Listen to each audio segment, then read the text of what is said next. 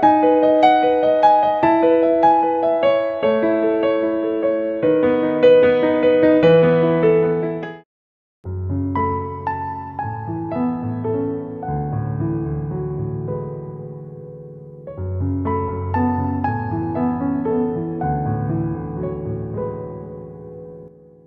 वृंदावन चंद्र दास जी का परिचय। आप श्रील प्रभुपाद जी के शिष्य हैं और गिव के संस्थापक एवं शिक्षा गुरु हैं। आप 5 सितारा होटल के जनरल मैनेजर रह चुके हैं। पिछले 33 वर्षों से देश विदेश में भगवद गीता का प्रचार प्रसार कर रहे हैं। जय गौर हरि। हम आप सबका गौरांग इंस्टीट्यूट फॉर वैदिक एजुकेशन गिव की ओर से इस सत्र में स्वागत करते हैं और हम सब मिलकर श्री राधा कृष्ण, श्री गौर निताई, श्री प्रभुपाद एवं समस्त भक्तवृंद के चरण कमलों में प्रार्थना करें कि हम इन सत्रों से लाभ उठा सकें। अब हम आपके समक्ष कुछ मंत्रों का उच्चारण करेंगे। कृपा करके इनको ध्यानपूर्वक सुनिएगा। इनको सुनने से हम आपको अच्छी तरह समझा सकेंगे और आप अच्छी तरह समझ सकेंगे। अगर समझ में ना आए तो भी चिंता मत करिएगा, क्योंकि मंत्र को अग्नि का स्वरूप बताया गया है। अग्नि के अंदर अगर बच्चा भी हाथ डालता है जिसको मालूम नहीं कि अग्नि जलाती है, तब भी वो जलाएगी। तो ध्यानपूर्वक सुनिए। नमो विष्णुपादाय कृष्ण पृष्ठाय भूतले श्रीमते भक्ति वेदांत स्वामिन्निति नामिने। नमस्ते सारस्वते देवे गौरवाणी प्रचारिणे निर्विशेष शून्यवादी पाश्चात्य देश तारिणे। जय श्री कृष्ण चैतन्य प्रभु नित्यानंदा श्री अद्वैत गदाधर श्रीवासादि गौर भक्त वृंदा। अब कृपा करके सब अपने हाथ उठा लीजिएगा शरणागत भाव से और मेरे साथ साथ ये हरे कृष्ण महामंत्र बोलिएगा। हरे कृष्ण कृष्ण कृष्ण हरे हरे, हरे राम राम राम हरे हरे। धन्यवाद। अब कृपा करके हाथ जोड़ लीजिए और मेरे साथ नहीं मेरे बात दोहराइएगा। ओम नमो भगवते वासुदेवाय। धन्यवाद। इन सत्रों में हम श्रीमद् भगवद गीता में दिए गए सफलता के विज्ञान पर चर्चा करेंगे। भारतवर्ष में अधिकांश व्यक्तियों को यह भी ज्ञात नहीं कि श्रीमद् भगवद गीता और श्रीमद् भागवतम 2 अलग अलग ग्रंथ हैं। उनको अगर श्रीमद् भगवद गीता बोलो तो सोचते हैं भागवत बोल रहे हैं। तो ये समझिए, श्रीमद् भगवद गीता अलग है, श्रीमद् भागवतम अलग है। और हम इन सत्रों के अंदर श्रीमद् भगवद गीता से मुख्यतः श्रीमद् भगवद गीता से चर्चा करेंगे। श्रीमद् भागवतम भी करेंगे। जब करना शुरू करेंगे श्रीमद् भागवतम पे, तो हम बताएंगे आपको। और एक बहुत बड़ी भ्रांति जो भारतवर्ष में फैली हुई है, पता नहीं किसने फैलाई, कि जो ये सफलता का विज्ञान है जो कि भगवद गीता में पाया जाता है, ये बुढ़ापे में लेना चाहिए। अरे कोई भी अच्छी चीज कब लेनी चाहिए? बचपने में या बुढ़ापे में? आप कब चाहेंगे कि पैसे आपको मिले?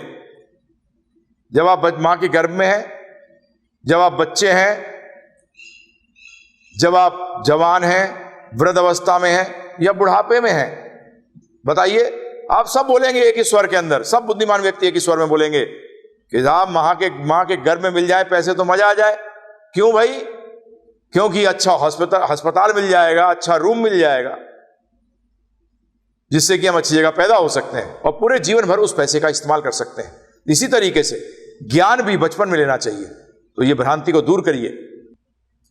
हर ज्ञान को अगर आप जीवन में उपयोग करना चाहते हैं तो उसको क्रमबद्ध रूप में लेना चाहिए। और ज्ञान जब क्रमबद्ध रूप में लिया जाता है तब उसको विद्या कहते हैं, एजुकेशन। जैसे बच्चे स्कूल क्यों जाते हैं, कॉलेज क्यों जाते हैं? ज्ञान को क्रमबद्ध रूप में लेने के लिए, जिससे कि वो अपने जीवन में उसको लगा सकें। जैसे गणित में अगर आपको 1 2 3 4 से सिखाया जाता है, फिर आपको क्या सिखाया जाता है? नहीं, पहाड़े नहीं, उसके बाद क्या? जमा, उसको जोड़ना और घटाना, है ना जी। फिर आपको पहाड़े सिखाए जाते हैं और फिर आपको क्या सिखाया जाता है? भाग देना और गुणा करना। तभी आप इसको ज्ञान को अपने जीवन में लगा सकेंगे। यदि आप ऐसा नहीं करते तो ज्ञान को जीवन में नहीं लगा सकेंगे। इसलिए हम आपको भगवद गीता का जो ये सफलता का विज्ञान है, इसको भी हम आपको क्रमबद्ध रूप में देंगे। हमारा इन सत्रों में जो विषय है वो है सफलता का विज्ञान। आप सब सफलता चाहते हैं जीवन में? आप में से कोई है जो सफलता नहीं चाहता? नहीं जी, सबके सब सफलता चाहते हैं। कोई भी असफल नहीं होना चाहता। तो सफलता प्राप्त करने का ज्ञान कहां से मिलेगा? तो श्रीमद् भागवत गीता जो है यह हमें सफल जीवन जीने का विज्ञान बताती है और बताती है लक्ष्य कैसे प्राप्त किया जाए। ये सारी चीजें हमें कहाँ मिलती हैं? श्रीमद् भगवद गीता में। जैसे हमने आपसे पहले कहा है कि हम इसको आपको क्रमबद्ध रूप में देंगे, तो यहां दो शब्द हैं, सफलता का विज्ञान, सफलता और विज्ञान। तो हम लोग मिलकर सफलता के शब्द पर चर्चा करते हैं। यदि मैं आपसे पूछूं कि सफलता का अर्थ क्या है, आप सफलता को क्या मानते हैं? आप अपने जीवन को, अपने आप को कब सफल मानेंगे? तो आप उत्तर देंगे कि इच्छा जो आपकी है वो पूर्ति हो जाए, लक्ष्य की प्राप्ति हो जाए तो आप सफल हो। और यदि इच्छा की पूर्ति ना हो, लक्ष्य की प्राप्ति ना हो, तो आप सोचोगे कि हम असफल हैं। हमने अपने ऐसे अनेकों सत्रों के अंदर जब हम भक्तजनों से चर्चा करते हैं कि जीवन का लक्ष्य एक है या इच्छा एक है या अनेक, तो आपकी जानकारी के लिए अधिकतर श्रोताओं ने यह उत्तर दिया कि देखिए जी क्या बात कर रहे हैं प्रभु जी, सबकी इच्छाएं और लक्ष्य तो अनेक होते हैं। जीवन में भी अनेक इच्छाएं होती हैं, अलग अलग समय पे अलग अलग लक्ष्य होते हैं, और अलग अलग व्यक्तियों के भी अलग अलग लक्ष्य और इच्छाएं होती हैं। उन्होंने उदाहरण तक दिया कि जब व्यक्ति बच्चा होता है तो उसका लक्ष्य, उसकी इच्छा कुछ और होती है, जब वो विद्यार्थी बनता है तो उसका लक्ष्य और इच्छाएं कुछ और होती हैं, जब गृहस्थ बनता है तब उसके लक्ष्य और इच्छाएं कुछ और होती हैं, जब बुढ़ापा आता है तो लक्ष्य फिर बदल जाता है। फिर उन्होंने एक उदाहरण और दिया कई श्रोताओं ने कि देखिए जी, कोई डॉक्टर बनना चाहता है, कोई इंजीनियर बनना चाहता है, कोई वकील बनना चाहता है, कोई सरकारी नौकरी चाहता है, तो अनेकों इच्छाएं होती हैं। आप सब भी यही सोच रहे होंगे कि हाँ, उन श्रोताओं ने सही उत्तर दिया। पर आपकी जानकारी के लिए हर व्यक्ति की इच्छा एक है, लक्ष्य एक है। चलिए समझते हैं ऐसा मैं कैसे बोल रहा हूं और कैसे इस बात को सिद्ध कर पाऊंगा। तो ध्यानपूर्वक सुनिए। अंग्रेजी में एक शब्द है गोल। आप सबने फुटबॉल और हॉकी तो देखा ही होगा। फुटबॉल में और हॉकी में गोल होते हैं। क्या होते हैं गोल? दो गोल होते हैं, है ना जी। एक टीम अपनी प्रतिद्वंदी के गोल में बॉल डालना होता है। अब मैं आपसे प्रश्न करूं कि एक गोल बॉल जब गोल में डाल देता है एक प्रतिद्वंदी अपने दूसरे प्रतिद्वंदी के गोल में, तो उसके बाद क्या वो क्षेत्र जो होता है गोल का, क्या वो बदल जाता है? आप जवाब देंगे नहीं। फिर से वो दूसरी टीम जो है वो उसी क्षेत्र में वो जो डंडे हैं उनके बीच में बॉल डालने की कोशिश करती है ना जी। गोल तो कभी बदलता नहीं है। हाँ, वो गोल करने के तरीके बदल जाते हैं। इनको अंग्रेजी में हम कहते हैं मूव्स।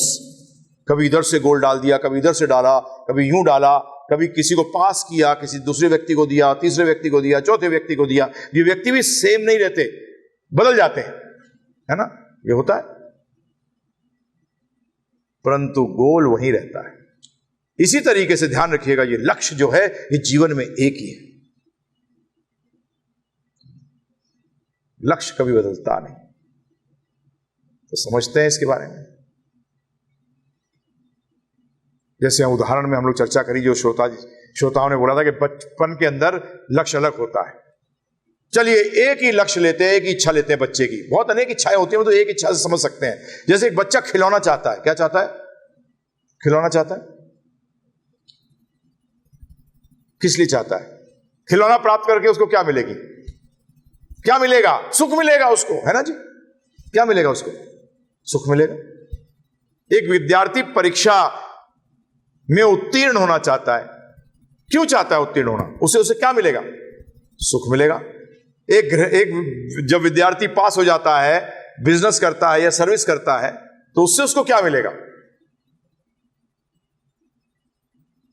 जब नौकरी मिलेगी, बिजनेस अच्छा चलेगा, तो उसको उससे सुख मिलेगा। फिर वो शादी करने के चक्कर में लगता है, क्या सोचता है कि उससे उसको सुख मिलेगा।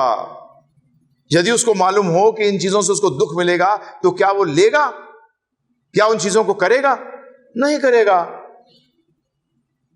जब भी कई लोग भाग जाते हैं, एक नौकरी छोड़कर दूसरी नौकरी पकड़ लेते हैं, दूसरी से तीसरी में, क्योंकि उनको वहां सुख नहीं मिल रहा। इसीलिए तो बिजनेस वाला भी छोड़ देता है। अगर एक बिजनेस में पैसा नहीं कमाता, क्योंकि पैसा कमाना ही उसका लक्ष्य था, परंतु वो लक्ष्य नहीं था, वो उससे क्या चाहता था? सुख चाहता था। एक वृद्ध व्यक्ति क्या चाहता है? अच्छी सेहत चाहता है। क्यों चाहता है? क्योंकि अच्छी सेहत होगी तो उससे उसको क्या मिलेगा? सुख मिलेगा। तो इसलिए तरीके ढूंढता है। एक व्यक्ति डॉक्टर क्यों बनना चाहता है? बताइए। डॉक्टर बनेगा, क्या बोले, अब दो प्रकार के लोग होते हैं डॉक्टर बनते हैं। जो एक व्यक्ति तो होता है कि ठीक है हमें जन सेवा करनी है, दूसरा कहता है अपनी सेवा करनी है। क्या बोले, पैसे देके एडमिशन लेंगे तो फिर अपनी सेवा ही करेगा, पहले तो पैसे निकालेगा जो उसने डॉक्टरी बनने के लिए खर्च किए हैं। अच्छी चीज नहीं है। जो ये उच्च विज्ञान जिसके बारे में हम चर्चा करने जा रहे हैं उसमें कहा गया है, वैद्य मतलब डॉक्टर को जन सेवा की ही इच्छा होनी चाहिए। जो जितना दे जाए ठीक है। तो डॉक्टर सोचते, विद्यार्थी सोचता है, बच्चा सोचता है डॉक्टर बन जाऊंगा तो पैसे कमाऊंगा, उससे मैं क्या होऊंगा? सुखी होऊंगा। अगर उससे उसको दुख मिलेगा तो क्या डॉक्टर बनेगा? नहीं बनेगा। इंजीनियर बनेगा? नहीं बनेगा। तो हर कार्य, हर व्यक्ति एक ही चीज के लिए करता है। किसके लिए? सुख के। एक उदाहरण बताते हैं अपने जीवन से। मुंबई की बात है। हम दो भाइयों से मिले। एक भाई ने अमेरिका के MIT से इंजीनियरिंग करी थी। जिनको नहीं मालूम, MIT विश्व का बहुत प्रसिद्ध इंजीनियरिंग कॉलेज है। और एक भाई ने हार्वर्ड यूनिवर्सिटी से MBA किया था, मैनेजमेंट के टॉप कॉलेज में से आता है।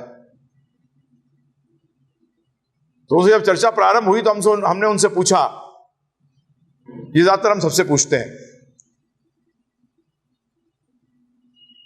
कि आपको अपने जीवन का लक्ष्य मालूम है?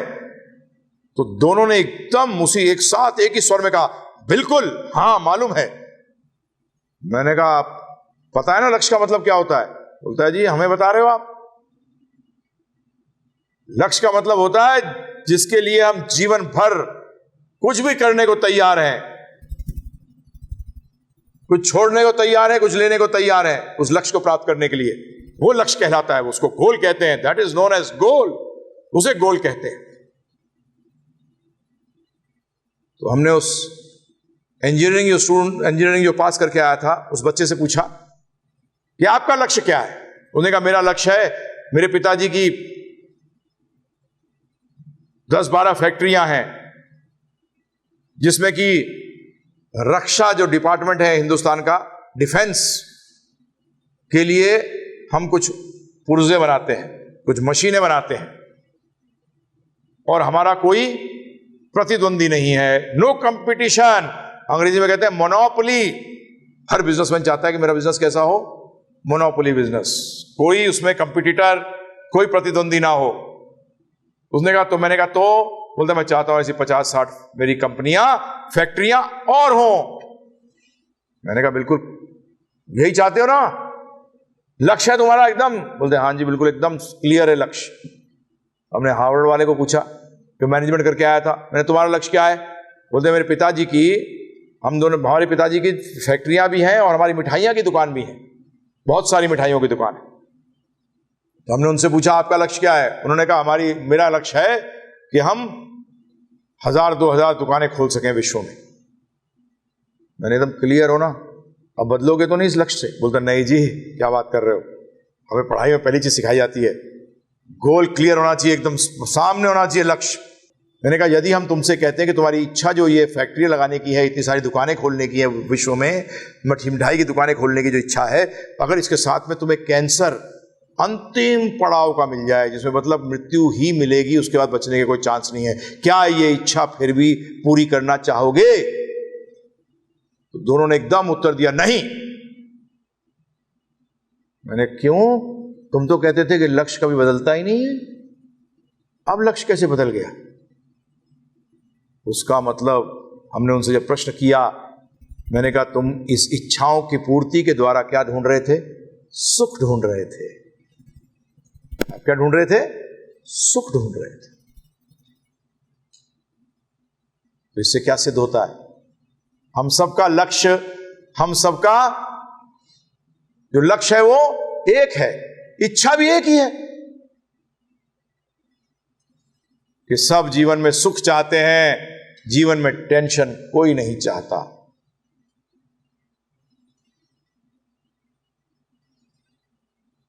तो अब समझ में आ गया। अब ऐसा करने से क्या हुआ प्रभु जी? जब सबका लक्ष्य एक हो गया, जो सुन रहा है, जो देख रहा है इस सत्रों को, उसका भी लक्ष्य एक है, जो नहीं सुन रहा उसका भी एक है। आज टीवी पे पता नहीं कितने जने सुन रहे होंगे, अब सबका एक ही लक्ष्य हो गया। अब क्या हुआ? हम लोग सब क्या हो गए? कनेक्ट हो गए, जुड़ गए। नहीं तो आपका लक्ष्य अलग होता, किसी और का लक्ष्य अलग होता, किसी और का लक्ष्य अलग होता, तो क्या होता? आप कहते थे अरे ये तो उनको, एक व्यक्ति बोलता मुझे गाड़ी चाहिए, एक व्यक्ति कहता मुझे मकान चाहिए। तो जब मैं गाड़ी के बारे में बता रहा होता तो दूसरा वाला व्यक्ति बोर हो रहा होता, बोल रहा है मकान के बारे में तो बता ही नहीं रहे गुरुजी,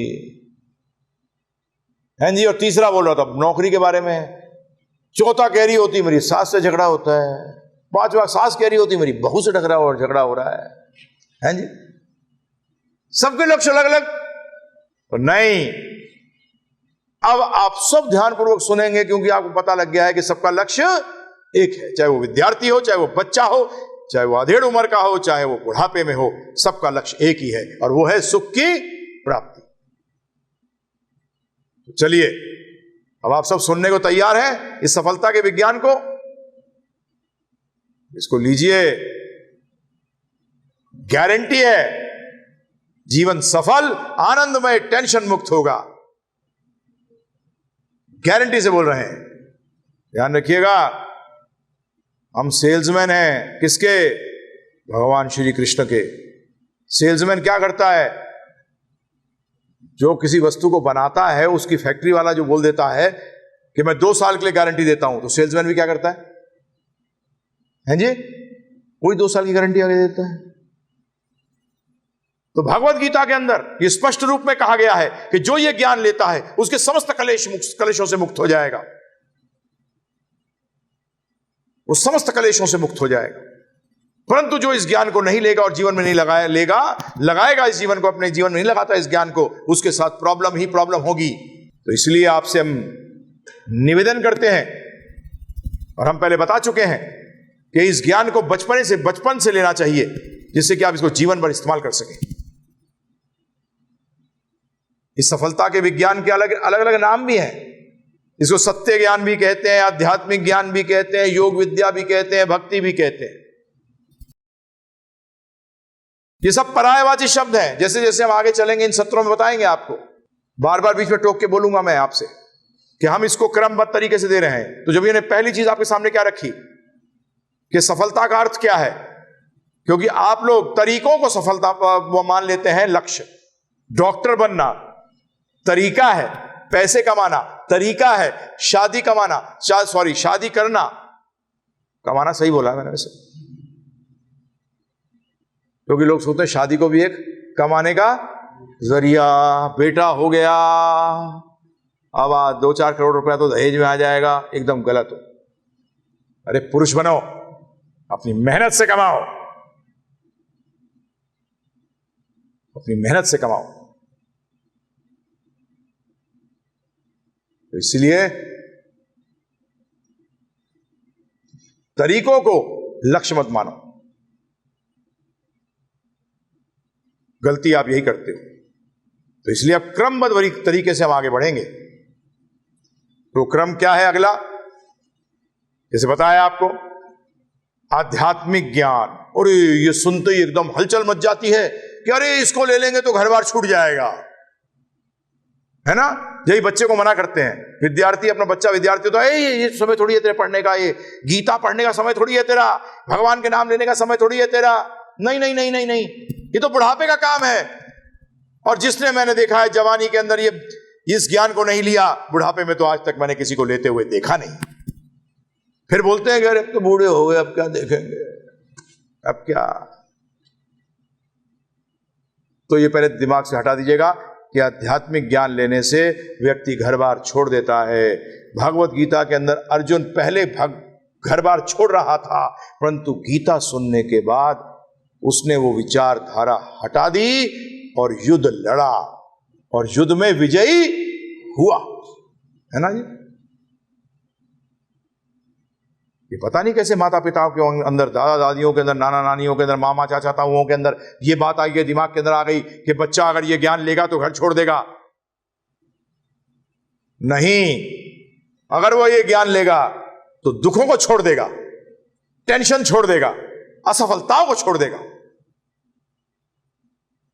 और जो ये ज्ञान नहीं लेगा वो इन सबको पालेगा, असफलताओं को पालेगा जीवन भर, दुख को पालेगा जीवन भर, और टेंशन तो पूछो मत, कभी उसको छोड़ेगी नहीं, लिपटी रहेगी गले से। तो ये धारणा हटाइए कि आध्यात्मिक ज्ञान लेने से व्यक्ति घर बार छोड़ देता है। आध्यात्मिक ज्ञान हमें सिखाता है कि परिस्थितियों का सामना करो। अर्जुन परिस्थितियों से भाग रहा था। आध्यात्मिक ज्ञान, ये सफलता का विज्ञान जो भगवद गीता में दिया गया है, ये बताता है परिस्थितियों का सामना कर, उनसे जूझ। कई जूझते हैं, कई परिस्थितियों से लड़ते हैं, परंतु प्रॉब्लम यह है कि वो जानते नहीं कि परिस्थितियों से कैसे जूझना चाहिए, वो ज्ञान ही उनके पास नहीं है।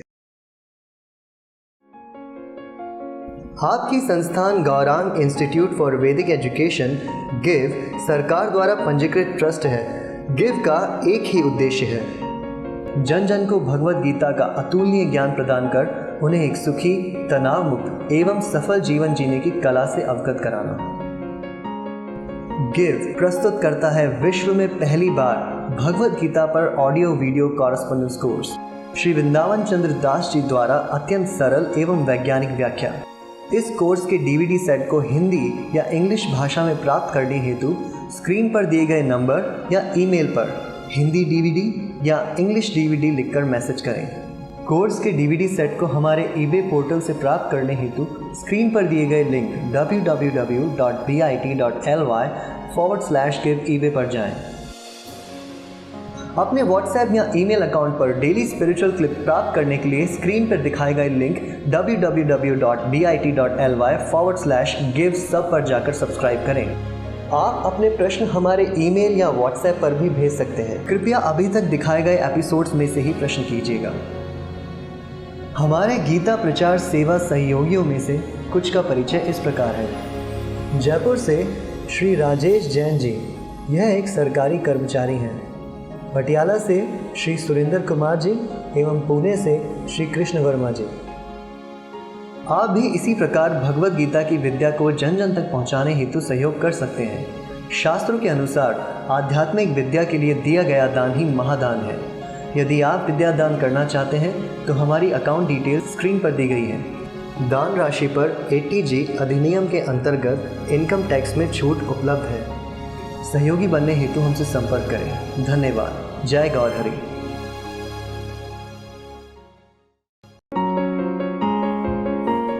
हरे कृष्णा कृष्णा कृष्णा